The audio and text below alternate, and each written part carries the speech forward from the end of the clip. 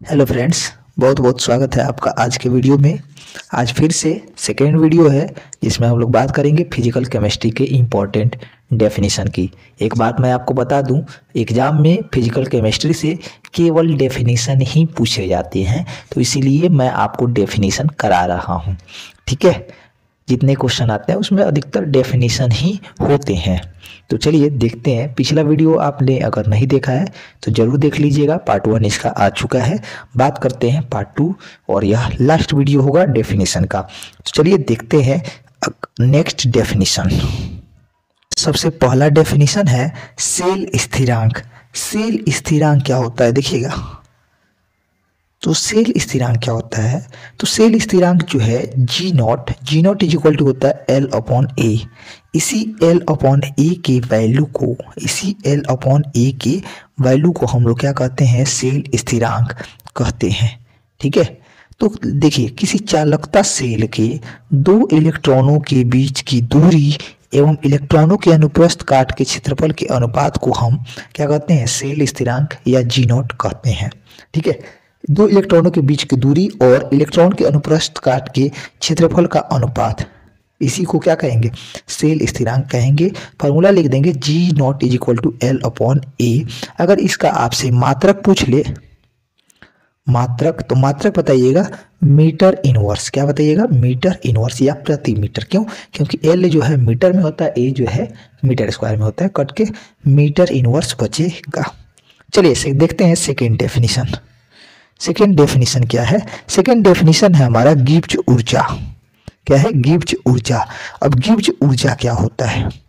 तो देखिए गिब्स ऊर्जा जो है एक तरह का कार्य होता है। गिब्स ऊर्जा क्या होता है? एक तरह का कार्य होता है, एक तरह का विद्युतीय कार्य होता है। अब विद्युतीय कार्य होता किस में है? तो यह सेल रिएक्शन के दौरान होता है। तो सेल रिएक्शन के दौरान जो है, जो 1 सेकेंड में किया गया कार्य होता है ना, वह किसके बराबर होता है? वह सेल में प्रवाहित आवेश और उसके विभव के गुणनफल के बराबर होता है। तो कोई पूछे गिब्स ऊर्जा क्या है, तो कहेंगे किसी भी सेल रिएक्शन के दौरान 1 सेकेंड में किया गया विद्युतीय कार्य सेल में प्रवाहित कुल आवेश और उसके विभव के गुणनफल के बराबर होता है। और इसे गुणनफल को ही हम क्या कहते हैं? गिब्स ऊर्जा के नाम से जानते हैं। गिब्स ऊर्जा इज इक्वल टू होता है delta G is equal to N F E. E क्या है? सेल का विभव है, और एन क्या है? इलेक्ट्रॉनों की संख्या है, और एक फैराडे इज इक्वल टू होता है 96,500 कूलम। ध्यान रखिएगा, एक Faraday is equal to 96,500 coulomb. चलिए, तो इसको कहते हैं गिब्स ऊर्जा। अब नेक्स्ट डेफिनेशन देखते हैं जो आपके एग्जाम में कई बार पूछा भी गया है। वह डेफिनेशन है ईंधन सेल का। ठीक है, ईंधन सेल क्या होता है?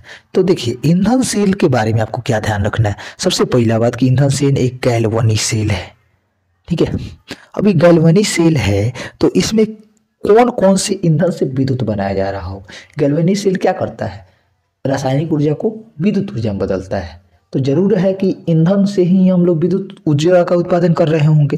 तो कौन कौन ईंधन से बनाया जाता है? तो ध्यान रखिएगा H2, हाइड्रोजन, HCH4, मेथेन और मेथेनॉल CH3OH।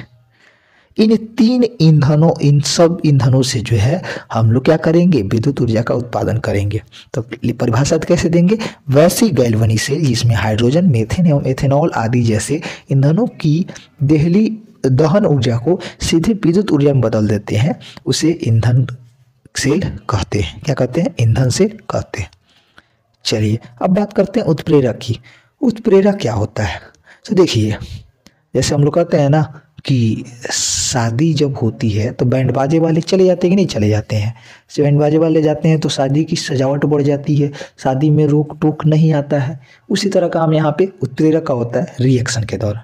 किसी भी सेल रिएक्शन में उत्प्रेरक जो है भाग तो लेता है, सेल रिएक्शन में भाग तो लेता है, लेकिन उससे बाकी किसी उसमें परिवर्तन नहीं आता है, वह बदलता नहीं है। उसको क्या कहेंगे? उत्प्रेरक कहेंगे। और यह क्या कराएगा? यह रिएक्शन को जल्दी जल्दी कराता है। तो देखिए उत्प्रेरक किसको कहेंगे? इंग्लिश में कहते हैं कैटेलिस्ट। उत्प्रेरक वह पदार्थ होता है जिसमें स्वयं अस्थायी रासायनिक परिवर्तन हुए बिना अभिक्रिया के वेग को बढ़ाता है। जैसे बैंड बाजे वाले जाते हैं, शादी को सजावट बढ़ा देते कि नहीं बढ़ा देते?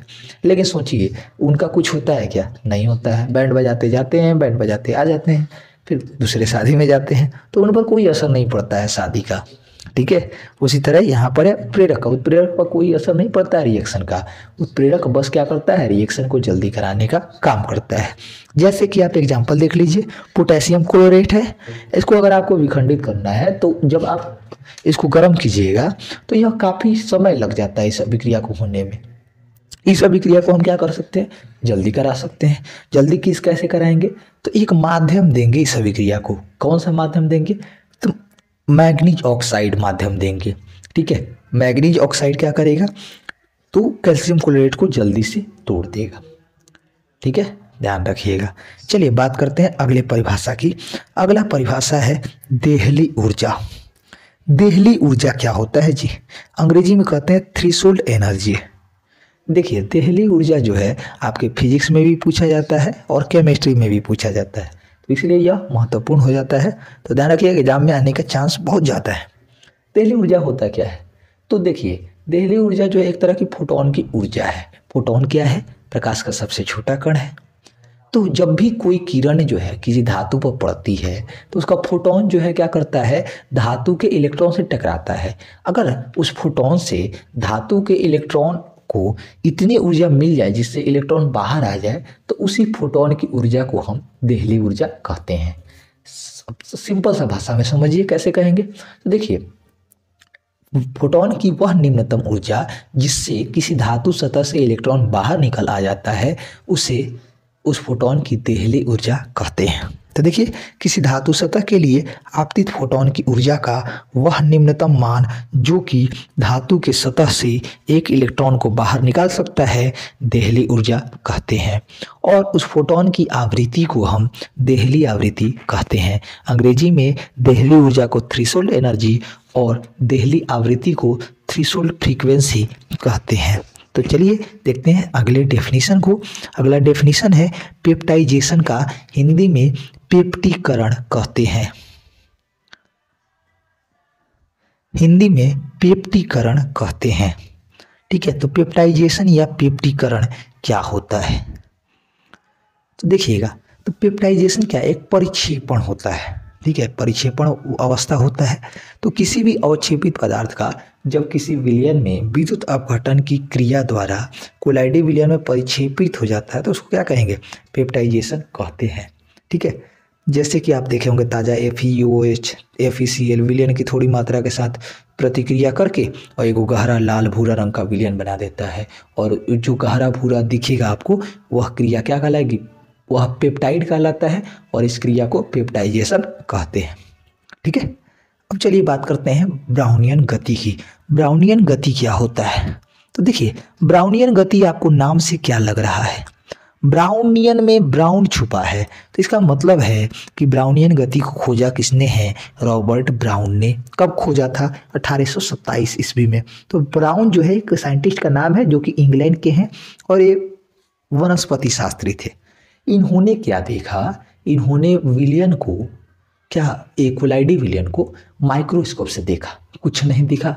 अल्ट्रा माइक्रोस्कोप से देखा, उससे ज़्यादा पावर वाला, तो उससे देखा तो इनको देखने को मिला कि कोलाइडी कण जो है आपस में जिग जैग मोशन कर रहे हैं। क्या कर रहे हैं, जिग जैग मोशन, यानी कि टेढ़ी मेढ़ी गति कर रहे हैं। और इसी गति को इन्होंने अपने नाम पर ब्राउनियन गति कह दिया। चूंकि सबसे पहले इन्होंने देखा तो इसलिए इसको ब्राउनियन गति कहा गया। तो क्या कहेंगे परिभाषा में, जब कोलाइडी विलयन को शक्तिशाली अल्ट्रा माइक्रोस्कोप से देखा जाता है तो कोलाइडी कण लगातार जीग जैग गति करते हुए हमें नजर आते हैं। इस तरह की गति को सबसे पहले चूंकि ब्रिटिश वनस्पति शास्त्री रॉबर्ट ब्राउन ने 1827 ईस्वी में देखा था, इसलिए इसे ब्राउनियन गति के नाम से जानते हैं। चलिए बात करते हैं सबसे लास्ट और सबसे इम्पोर्टेंट डेफिनेशन इमल्सन की। इमल्सन क्या होता है, तो इमल्सन जो है एक तरह का कोलाइडियल फेज है। क्या है, कोलाइडियल फेज है। यह क्या होता है, यह किसी भी दो अघुलनशील द्रव को जब हम आपस में मिलाते हैं तो देखते हैं कि ऊपर वाला फेज, जो ऊपर से द्रव डाला गया है वह ऊपर छटाता रहता है, नीचे वाला नीचे रहता है। मिला तो देते हैं लेकिन वह विलयन नहीं बन पाता है। इस तरह के द्रव को क्या कहते हैं, इमल्सन कहते हैं। तो यह द्रव की कोलाइडियल अवस्था है जिसमें किसी भी दो अघुलनशील द्रव को मिलाने से बन जाता है। यह दो प्रकार का होता है, एक जल में तेल का, यानी कि जल रखे हैं और उसके ऊपर तेल डाल दिए तो तेल छता रहा है, और दूसरी का तेल में जल का, यानी तेल रखे हैं ऊपर से पानी डाल दिए तो पानी ऊपर ऊपर तैरेगा। तो इसको कहेंगे तेल में जल का इमल्सन और जल में तेल का इमल्सन। कोई पूछे इमल्सन कितने तरह का होता है? दो तरह का। तो ये थे आज के इम्पोर्टेंट डेफिनेशन जिसको मैंने आपको बता दिया। कमेंट करके ज़रूर बताइएगा कि आपको ये डेफिनेशन कैसे लगे, और मैं ईमानदारी के साथ कहता हूँ, पूरे गारंटी के साथ, कि आपके एग्ज़ाम में 2 से 3 डेफिनेशन इससे ज़रूर आएंगे। तो बहुत बहुत धन्यवाद। कमेंट कर